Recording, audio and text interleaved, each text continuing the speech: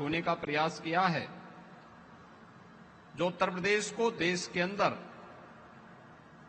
सबसे अग्रणी राज्य के रूप में स्थापित कर सके, चाहे वह सुरक्षा और कानून व्यवस्था का एक बेहतरीन राज्य के रूप में स्थापित करना हो, कृषि विकास के क्षेत्र में समयबद्ध तरीके से कार्यक्रमों को आगे बढ़ाने का हो, प्रदेश के अंदर महिला सुरक्षा के क्षेत्र में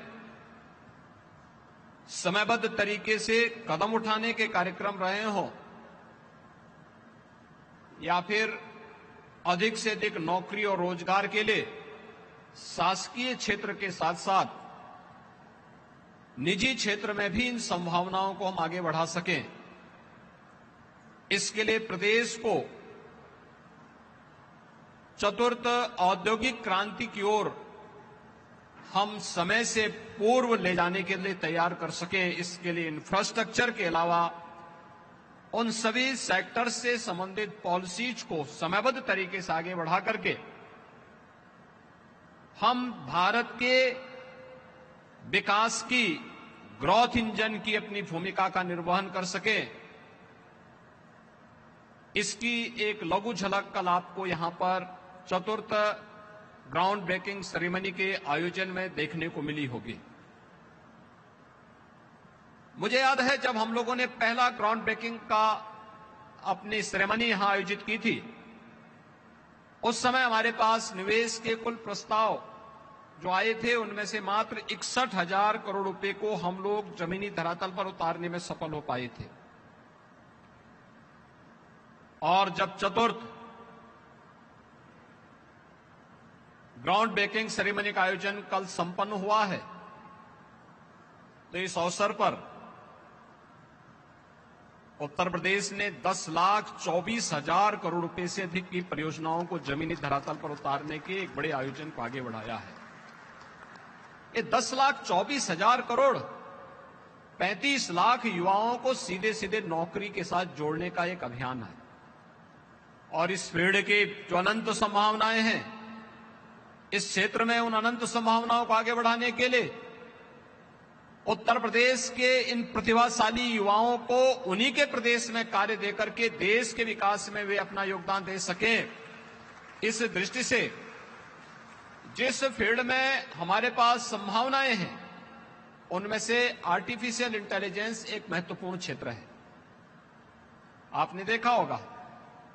इसको लेकर के हम लोगों ने 2022 में आईटी एंड आईटीएस की अपनी एक पॉलिसी भी हम लोगों ने प्रदेश के अंदर लॉन्च की थी। इस फील्ड में पहले से जो लोग कार्य कर रहे थे, आज यूपी डाटा सेंटर का एक हब बनने जा रहा है।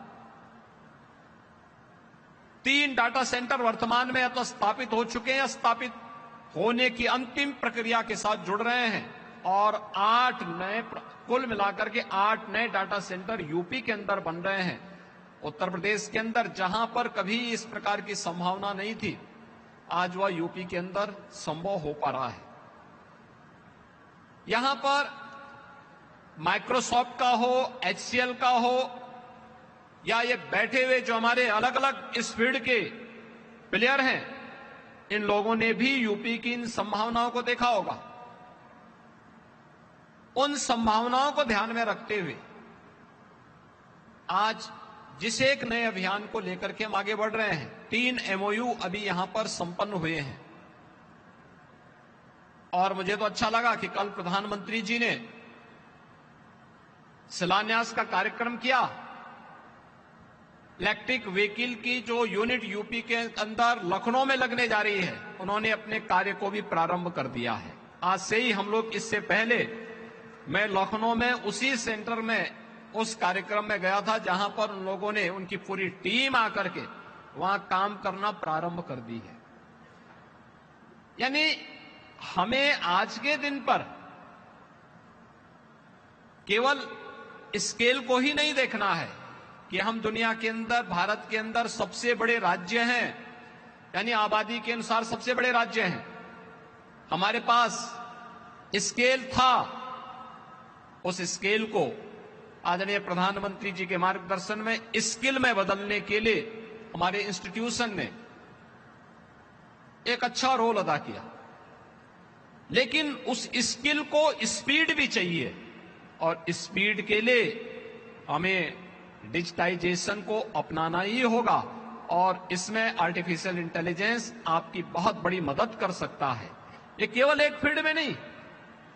जैसे यहां पर अभी हिमानी जी ने अपने प्रेजेंटेशन में भी कहा, यहां पर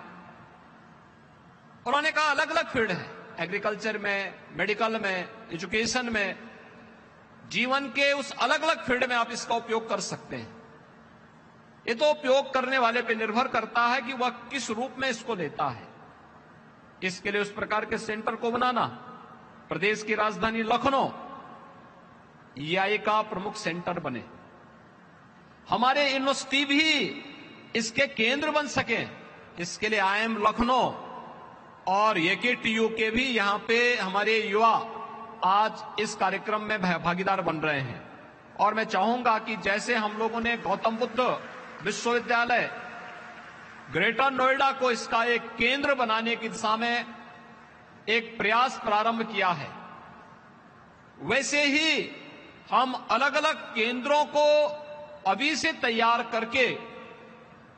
भविष्य की उन संभावनाओं को, जो लाखों नौजवानों के लिए नौकरी उनके घर में, उनके जनपद में उन्हें उपलब्ध कराने की इन संभावनाओं को आगे बढ़ा सकते हैं, वह संभावना हम लोग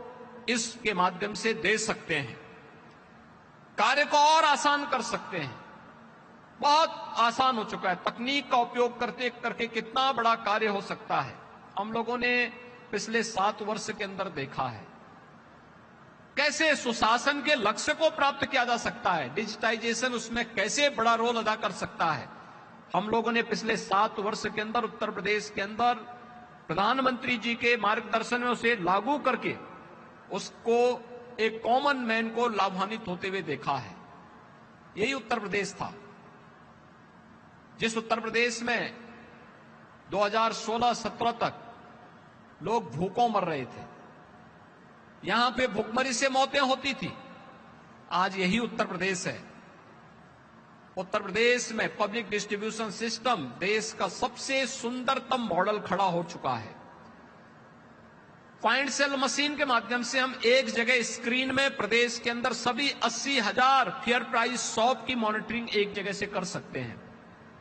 और देख सकते हैं कि हर लाभार्थी को उसके अनुसार खाद्यान्न प्राप्त हो रहा है कि नहीं हो रहा है।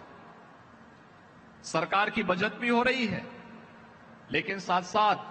हर एक नागरिक तक शासन की योजना का लाभ भी बहुत अच्छे तरीके से पहुंच पा रही है। और जब कॉमन मैन शासन की किसी योजना से लाभान्वित होता है, तो कॉमन मैन जो सचमुच उसका प्राप्त करने का अधिकारी है, वह अपनी दुआ से शासन को भी और प्रशासन को भी लाभान्वित करता है। आप शासन की योजना उन तक पहुंचाने का काम कर रहे हैं, लेकिन वह जब आपके लिए दुआ करता है तो फिर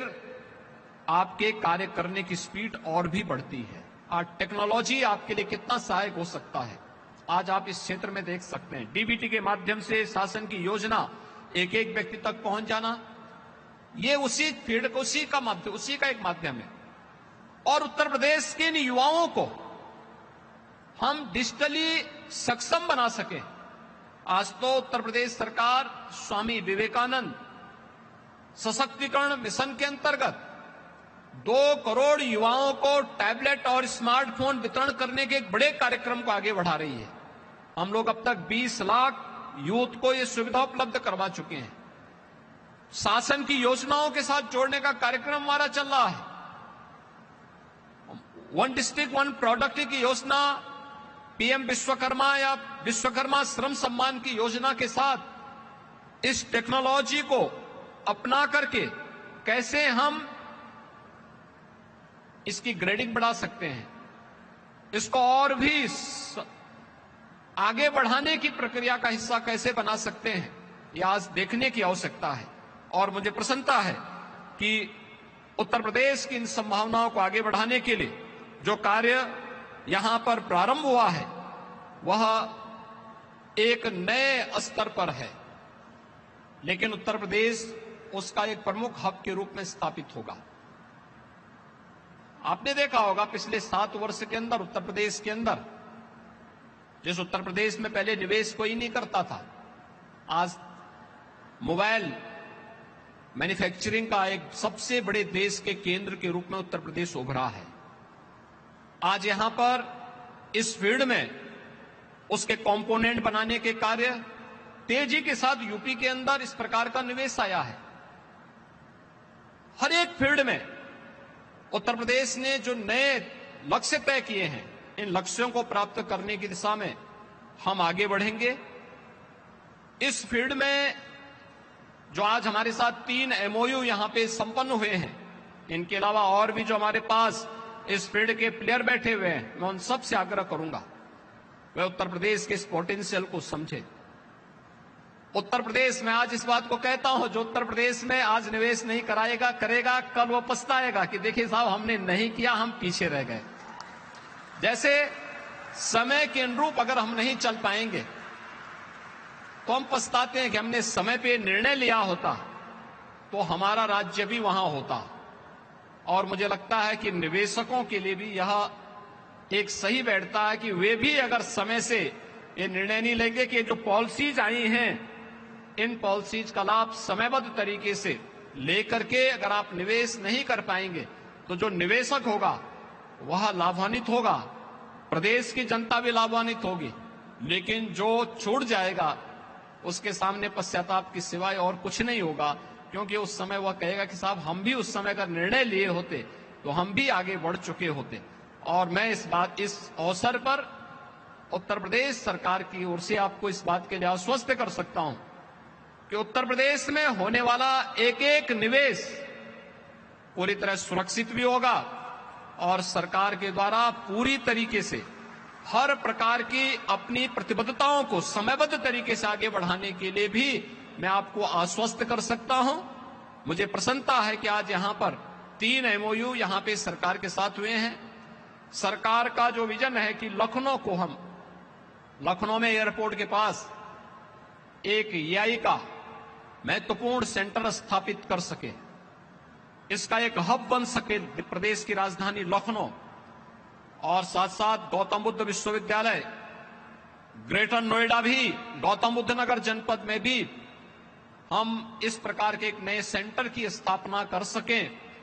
इस दिशा में आप सबके सहयोग की अपेक्षा हम करते हैं और मैं विश्वास के साथ आपको आश्वस्त करता हूं कि उत्तर प्रदेश